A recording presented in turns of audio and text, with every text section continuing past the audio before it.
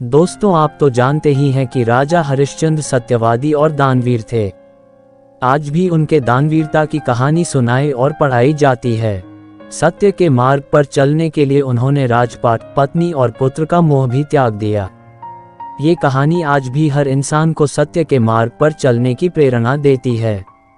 जब भी सत्य और दान की चर्चा होती है, राजा हरिश्चंद्र का नाम लिया जाना स्वाभाविक है। सच बोलने और दान देने के लिए उनकी मिसाल आज भी दी जाती है।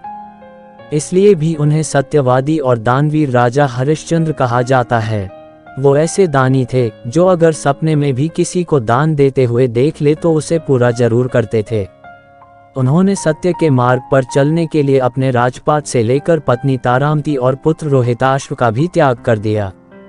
भले ही अपनी सत्यवादी और दानवीरता छवि के कारण राजा हरिश्चंद्र की काफी लोकप्रियता थी, लेकिन उनका पारिवारिक जीवन अत्यंत दुखी रहा। जानते हैं राजा हरिश्चंद्र के त्याग और सत्यवादिता की कहानी के बारे में। दानवीर राजा हरिश्चंद्र की कहानी। राजा हरिश्चंद्र के बारे में कहा जाता है कि एक बार उन्होंने सपने में महर्षि विश्वामित्र को अपना सारा राज्य दान में देते हुए देखा, लेकिन अगले दिन जब वे सुबह जागे तो सपने को भूल गए थे। महर्षि विश्वामित्र महल में आए और राजा हरिश्चंद्र तो उनका सपना याद दिलाया। इसके बाद राजा ने खुशी खुशी अपना राज्य उन्हें दान में दे दिया। लेकिन दान के बाद दक्षिणा की बारी आई तो वे बोले, पहले ही सब कुछ मैंने दान कर दिया, अब दक्षिणा के लिए धन कहाँ से लाऊं। बहुत विचार करने के बाद राजा हरिश्चंद्र ने खुद को बेचने का फैसला किया और काशी की ओर चल पड़े। इधर रानी तारामती और पुत्र रोहिताश्व को एक व्यक्ति ने खरीद लिया। उधर राजा हरिश्चंद्र को शमशान के एक स्वामी ने खरीद लिया। हरिश्चंद्र की पत्नी उस व्यक्ति के घर पर बर्तन मांजने और चौका चूल्हा का काम करने लगी। वहीं कभी सिंहासन पर बैठने वाले राजा हरिश्चंद्र शमशान का काम करने लगे। एक दिन राजा के पुत्र रोहिताश्व को सांप ने डंस लिया, जिससे उसकी मौत हो गई। लेकिन तारामती के पास कफन तक के पैसे नहीं थे। तारामती किसी तरह दुखी मन से पुत्र के शव को गोद में उठाकर शमशान पहुंची।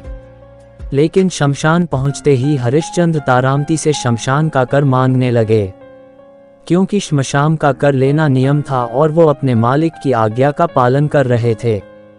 राजा हरिश्चंद्र पत्नी से बोले कि शमशान का कर तो देना ही पड़ेगा।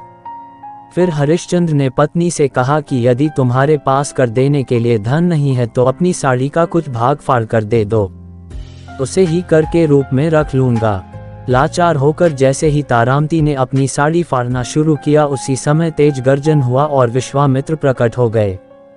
विश्वामित्र बोले, हे राजा, तुम धन्य हो, ये सब तुम्हारी परीक्षा हो रही थी, जिसमें तुमने ये सिद्ध कर दिया कि तुम श्रेष्ठ, दानवीर, सत्यवादी और धार्मिक हो।